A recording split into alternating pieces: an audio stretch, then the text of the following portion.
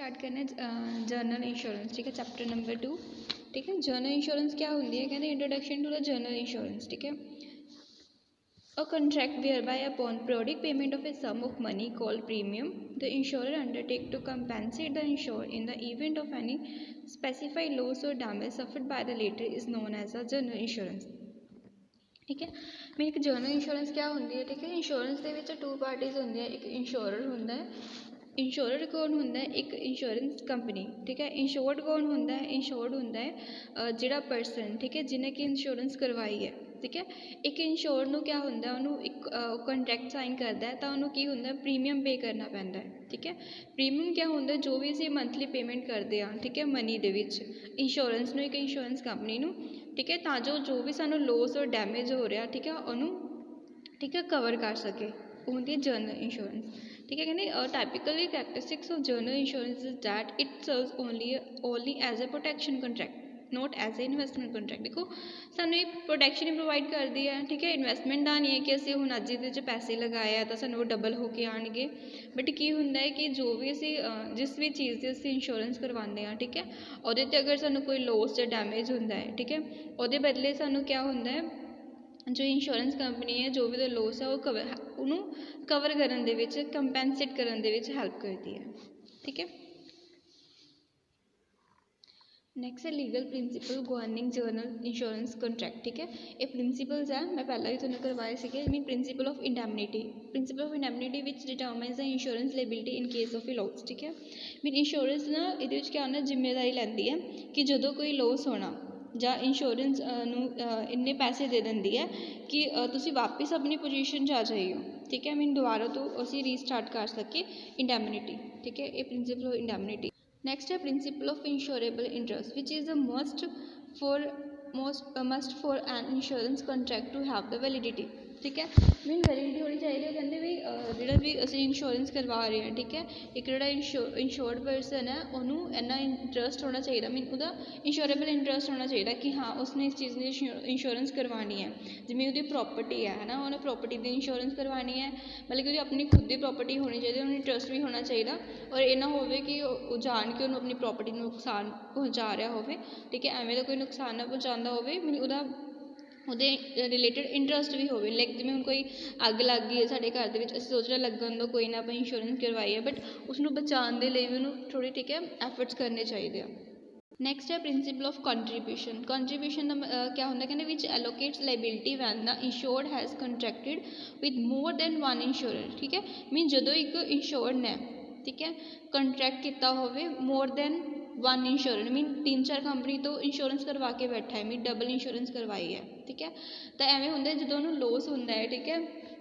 तो जो भी, ठीक है, ये टाइम तो उन्होंने लॉस होना है तो एक कंपनी तो पूरा पैसा नहीं ले सकती। ठीक है, मतलब कि उन्होंने क्या होना 50% एक कंपनी तो लेगा, 50% वो दूसरी कंपनी तो लेगा। ठीक है, मीन ये ना हो कि एक तो पहला पूरा कवर करके फिर, ठीक है, उन्होंने सेल करके प्रॉफिट भी कमा रहा हो। ठीक है, नेक्स्ट है प्रिंसिपल ऑफ सुब्रोगेशन, कहते which indicates the right that and insurance acquires, ठीक है, the insurer to whom it has paid an indemnity. ठीक है, देखो ये क्या है, कहते देखो एक जोड़ा समझ लो किसी को कोई इंश्योर्ड है, ठीक है, पर्सन जिन्हें इंश्योरेंस कराया उन्होंने कोई लॉस हो गया। ठीक है, ठीक है, और क्या होंगे जिमें वो कार का एक्सीडेंट हो गया, ठीक है, जिन्ना भी वो लॉस जो भी चार्जिस बन रहे थे जो भी सीगा, ठीक है, वो लॉस या डैमेज होया, ठीक है, उन्ना कंपैनसेशन जो है एक इंश्योरेंस कंपनी पे कर देंदी है। मीन उन्हें फुल कंपैनसेशन पे कर दिता, बट जो भी, ठीक है, जिमें अग लग के जो भी कार का जो भी कुछ बचे है, ठीक है, मीन वो जो भी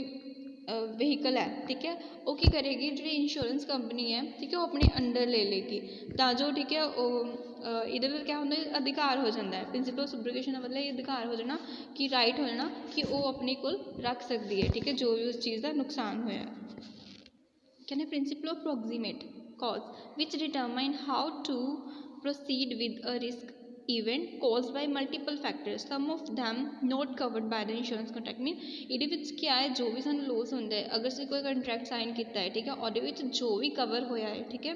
इंश्योरेंस कंट्रैक्ट दे विच कि हाँ असीं इन्हां फैक्टर्स करके इन्हां कारणा करके जो लॉस होएगा असीं वही कवर करते हैं। बट अगर कोई ਵੀ ਠੀਕ ਹੈ ਅਗਰ ਕੋਈ ਵੀ ਲੋਸ ਹੋ ਜਾਂਦਾ ਹੈ ਸਾਡੀ ਪ੍ਰੋਪਰਟੀ ਨੂੰ ਠੀਕ ਹੈ ਅਗਰ ਉਹ ਇੰਸ਼ੋਰੈਂਸ ਦੇ ਕੰਟਰੈਕਟ ਦੇ ਵਿੱਚ ਨਹੀਂ ਦੱਸਿਆ ਹੋਇਆ ਤਾਂ ਉਹਦੇ ਲਈ ਜਿਹੜੀ ਇੰਸ਼ੋਰੈਂਸ ਕੰਪਨੀ ਆ ਉਹ ਨਹੀਂ ਪੇ ਕਰਦੀ ਪੈਸੇ ਜਿਵੇਂ ਕਿ ਹੁਣ ਅਸੀਂ ਦੇਖਦੇ ਹਾਂ ਕੋਈ ਅਰਥਕੇਕ ਆ ਗਿਆ ਕੋਈ ਵੀ ਨੈਚੁਰਲ ਠੀਕ ਹੈ ਮੀਨ ਉਹਦੇ ਲਈ ਜੇ ਅਗਰ ਮੈਂਸ਼ਨ ਨਹੀਂ ਹੈ ਤਾਂ ਇੰਸ਼ੋਰੈਂਸ ਕੰਪਨੀ ਉਹਦੇ ਲਈ ਕੁਝ ਵੀ ਨਹੀਂ ਪੇ ਕਰੇਗੀ। ਨੈਕਸਟ ਹੈ types of risk assume in general insurance ठीक है किहड़े टाइप्स हैं देखो जो 5 टाइप्स देती हैं underwriting risk market risk credit risk operational risk and the liquidity risk ठीक है। फर्स्ट है underwriting risk underwriting क्या होता है refers to the process at a large financial service provider bank insurer investment house uses to assess the eligibility of a customer to receive their product like equity capital insurance or credit to a customer's insurance underwriters evaluate the risk and exposure prospective client ਇਹਦੇ ਵਿੱਚ क्या है देखो ਕਹਿੰਦੇ under writing ਕਿਆ ਹੁੰਦਾ ਇੱਕ process ਹੁੰਦਾ ਜਿਹਦਾ ਐਕਸੈਪਟ ਐਂਡ ਰਿਜੈਕਟ ਕੀਤਾ ਜਾਂਦਾ ਰਿਸਕ ਨੂੰ ਠੀਕ ਹੈ ਕਿ ਜੋ ਵੀ ਮੀਨਸ ਜਿਸਨੇ ਇੰਸ਼ੋਰੈਂਸ ਕਰਵਾਣੀ ਹੈ ਮੀਨ ਜੋ ਇੰਸ਼ੋਰੈਂਸ ਹੈ ਠੀਕ ਹੈ ਉਸਨੇ ਜੋ ਠੀਕ ਹੈ ਇੱਕ ਇੰਸ਼ੋਰੈਂਸ ਕੰਪਨੀ ਹੈ ਠੀਕ ਹੈ ਜਿਹਨੇ ਕਿ ਇੰਸ਼ੋਰੈਂਸ ਕਰਨੀ ਹੈ ਠੀਕ ਹੈ ਉਹਦੇ 'ਤੇ ਡਿਪੈਂਡ ਕਰਦਾ ਹੈ ਕਿ ਉਹਨੇ ਇਸ ਰਿਸਕ ਨੂੰ ਐਕਸੈਪਟ ਕਰਨਾ ਹੈ ਇੰਸ਼ੋਰ ਦੇ ਨੂੰ ਜਾਂ ਨਹੀਂ ठीक है ਜਾਂ ਰਿਜੈਕਟ ਕਰਨਾ ਹੈ ਠੀਕ ਹੈ ਉਹਦੇ ਇਸੀ ਤਰ੍ਹਾਂ ਕਹਿੰਦੇ ਇੱਕ ਕੋਈ ਵੀ ਜਿਹੜਾ ਲਾਰਜ ਫਾਈਨੈਂਸ਼ੀਅਲ ਪ੍ਰੋਵਾਈਡਰ ਜਿਵੇਂ ਬੈਂਕ ਇੰਸ਼ੋਰਰ ਹੈ ਠੀਕ ਹੈ ਉਹ ਪਹਿਲਾਂ ਕਿਆ ਹੈ ਕਸਟਮਰ ਦੀ ਐਲੀਜੀਬਿਲਿਟੀ ਨੂੰ ਚੈੱਕ ਕਰਦਾ ਠੀਕ ਹੈ ਫਿਰ ਦੇਖਦਾ ਫਿਰ ਜਿਹੜਾ ਇੰਸ਼ੋਰੈਂਸ ਅੰਡਰਰਾਈਟਰ ਹੈ ਉਹ ਵੈਲਿਊਏਟ ਕਰਦਾ ਰਿਸਕ ਐਂਡ ਐਕਸਪੋਜ਼ਰ ਨੂੰ ਜੋ ਵੀ ਉਸ ਕਲਾਇੰਟ ਦੇ ਲਈ ਠੀਕ ਹੈ ਉਸ ਪ੍ਰੋਡਕਟ ਦੇ ਲਈ ਹੈਗਾ ठीक है फिर वो डिसाइड करता किन्ने उन्हें क्लाइंट से रिसीव करना किन्ना उन्हें पे करना पेगा उन्हें एक्सेप्ट करना है इस रिस्क नू या इंश्योर करना है या नहीं ठीक है ये सारा सब कुछ क्या है इंश्योरेंस अंडर राइटिंग है और डिसाइड करता है। नेक्स्ट है क्रेडिट रिस्क ठीक है क्रेडिट रिस्क क्या होता है कहते जो भी ठीक है this is a risk due to uncertainty in a counter parties also called an obligor or a credit ability to meets its obligation ठीक है मीन कोई भी जिवें सारे इंश्योर परसन है ठीक है वो सानू जो भी साढ़े वो पैसे बनते हैं प्रीमियम है वो सानू पे नहीं कर पा रहा ठीक है मीन डिफॉल्ट ऑन अ डेप्ट मीन जो एक डेप्टर है जिन्हें सानू पैसे देने और डिफॉल्ट हो जाता ठीक है मीन सानू जिहड़ियां साडियां पेमेंट्स बनदियां ने वो सानू नहीं कर पा रहा ठीक है वो की हुंदा है credit risk is a market risk ठीक है मार्केट रिस्क किहड़ा हुंदा है The market risk is the risk that the value of an investment will decrease due to moves in the market factors ठीक है जो भी मार्केट ਦੇ ਵਿੱਚ मूव्स ਆਉਂਦੀਆਂ ਨੇ ਜਿਵੇਂ ਵੈਲਿਊ ਹੈ ਇਨਵੈਸਟਮੈਂਟ ਦੀ ਉਹ ਡਿਕਰੀਜ਼ ਹੋ ਜਾਣੀ ਜਿਵੇਂ ਕਿ ਇਕੁਇਟੀ ਕੈਪੀਟਲ ਆ ਇਕੁਇਟੀ ਕੈਪੀਟਲ क्या है this is the risk that the one's investment will depreciate because of stock market dynamics causing one to lose money ਮੀਨ ਜਿਵੇਂ ਸਟਾਕ ਮਾਰਕੀਟ ਦੇ ਵਿੱਚ क्या है ਜਿਹੜੀ ਇਕੁਇਟੀ ਦੀ ਜੋ ਵੀ ਵੈਲਿਊ ਉਹ ਡੈਪਰੀਸ਼ੀਏਟ ਹੋ ਜਾਂਦੀ ਹੈ ਘਟਣੀ ਸ਼ੁਰੂ ਹੋ ਜਾਂਦੀ ਆ ਠੀਕ ਹੈ ਤਾਂ ਇਹ ਵੀ क्या है ਮੀਨਸ ਲੋਸ ਹੈ ठीक है इतना मनी का लॉस होता है। इंटरेस्ट रिस्क क्या होता है कहते this is the risk that a relative value of an interest bearing asset ठीक है सच एज लोन और बॉन्ड मीन जो एसिड है ठीक है कोई भी एसिड जिसे सानू इंटरेस्ट बेयर करना पैंदा देना पैंदा है जिवें लोन हो गया बॉन्ड हो गया ठीक है ये भी क्या होंगे जो साडा इंटरेस्ट रेट वध जाए मीन सानू वध पे करना पैना है ठीक है वो भी क्या है रिस्क है जिवें in general as rates rise and the price of the fix rate bond will fall and vice versa ठीक है जिमें रेट्स वध जाते हैं जिमें आप फिक्स कराया होया एक बॉन्ड का रेट ठीक है वो घट जाना ठीक है एवें करंसी रिस्क क्या होता है this is a form of a risk that arise from the change in the price of one's currency against another mean जो करंसी चेंज हो जानी ठीक है तो भी क्या है एक रिस्क है साढ़े लिए ठीक है मीन जो ठीक है चेंज हो जाते हैं prices of one currency against mean जी एक करंसी है ठीक है और प्राइजेस है चेंज हो गए ठीक है मतलब एक इन्वेस्टर कंपनी है जरूरी थोड़ी ना एक जगह ही ठीक है हम इंडिया के इन्वेस्टमेंट जी है इंश्योरेंस फॉलो करेगा ठीक है बाहर भी जो इंश्योरेंस करवाई है तो ठीक है उन्होंने ये वाली पोजीशन भी है जी फेस करनी पैंती है करंसी रिस्क की। नेक्स्ट है ऑपरेशनल रिस्क कहते this is the risk of loss resulting from inadequate or failure internal process